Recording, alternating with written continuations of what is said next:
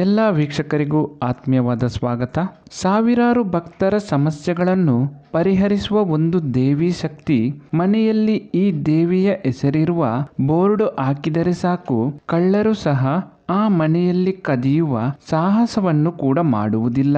ಬೆಲೆ ಬಾಳುವ ವಸ್ತುಗಳು ಕಣ್ಮರೆಯಾದಲ್ಲಿ ಈ ದೇವಿಗೆ ಹರಕೆ ಹೇಳಿದರೆ ಸಾಕು, ಕ್ಷಣ ಮಾತ್ರದಲ್ಲಿ ಗೋಚರಿಸಿಕೊಡುವ ಒಂದು ದೇವಿ ಶಕ್ತಿಯ ಬಗ್ಗೆ ಇವತ್ತಿನ ವಿಡಿಯೋದಲ್ಲಿ ನಾನು ನಿಮಗೆ ತಿಳಿಸಿಕೊಡುತ್ತೇನೆ.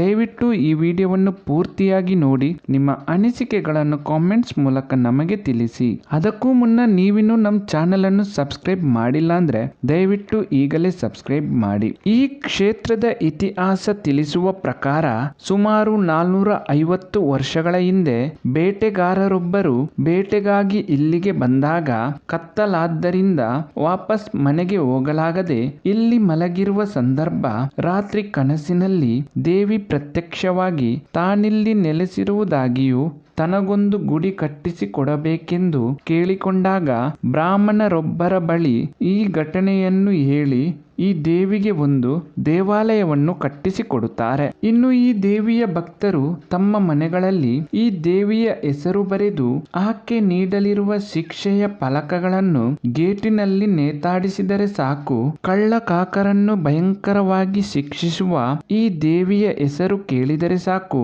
ಕಳ್ಳ ಕಾಕರು ಆ ಮನೆಯಲ್ಲಿ ಕದಿಯುವ ಸಾಹಸವನ್ನೇ ಮಾಡುವುದಿಲ್ಲ. ಇದಕ್ಕೆ ಸಾಕಷ್ಟು ಉದಾಹರಣೆಗಳು ಇವೆ ಎಂದು ಭಕ್ತರು ಹೇಳುತ್ತಾರೆ. ಕಳೆದು ಹೋದ ಅಮೂಲ್ಯ ವಸ್ತುಗಳು ಸಿಗದಿದ್ದಾಗ ಈ ದೇವಿಗೆ ಹರಕೆ ಹೇಳಿದರೆ ಸಾಕು, ಕ್ಷಣ ಮಾತ್ರದಲ್ಲಿ ಕಣ್ಣೆದುರು ಗೋಚರವಾಗುತ್ತದೆಯಂತೆ. ತಮ್ಮ ಆಸ್ತಿಯನ್ನು ಯಾರಾದರೂ ಮೋಸದಿಂದ ವಶಪಡಿಸಿಕೊಂಡಾಗ ಈ ದೇವಿಗೆ ದೂರು ನೀಡಿದರೆ ಸಾಕು, ಅನ್ಯಾಯ ಮಾಡಿದವನಿಗೆ ಸರಿಯಾದ ಶಿಕ್ಷೆಯನ್ನು ಈ ದೇವಿ ನೀಡುತ್ತಾಳಂತೆ. ಈ ಕ್ಷೇತ್ರದಲ್ಲಿ ಪ್ರತಿನಿತ್ಯ ಅನ್ನದಾನ ನಡೆಯುತ್ತದೆ. ಪ್ರತಿನಿತ್ಯ ತಾಯಿಯ ದರ್ಶನಕ್ಕಾಗಿ ಈ ಕ್ಷೇತ್ರಕ್ಕೆ ಬರುವ ಭಕ್ತರ ಮನದ ಕೋರಿಕೆಯನ್ನು ಈಡೇರಿಸುವ ಈ ಕ್ಷೇತ್ರದಲ್ಲಿ ನೆಲೆಸಿರುವ ಆ ದೇವಿ ಯಾರು ಎನ್ನುವ ಪ್ರಶ್ನೆಗೆ ಉತ್ತರ ಚೌಡಮ್ಮ ದೇವಿ. ಚೌಡೇಶ್ವರಿಯ ಕಾವಲಿದೆ ಎಚ್ಚರಿಕೆ ಎನ್ನುವ ಫಲಕ ನೋಡಿ ಕಳ್ಳ ಕಾಕರು ಬೆಚ್ಚಿ ಬೀಳುವ ಈ ತಾಯಿ ನೆಲೆಸಿರುವ ಕ್ಷೇತ್ರ ಯಾವುದು ಎನ್ನುವ ಪ್ರಶ್ನೆಗೆ ಉತ್ತರ ಕರ್ನಾಟಕದ ಶಿವಮೊಗ್ಗದಲ್ಲಿರುವ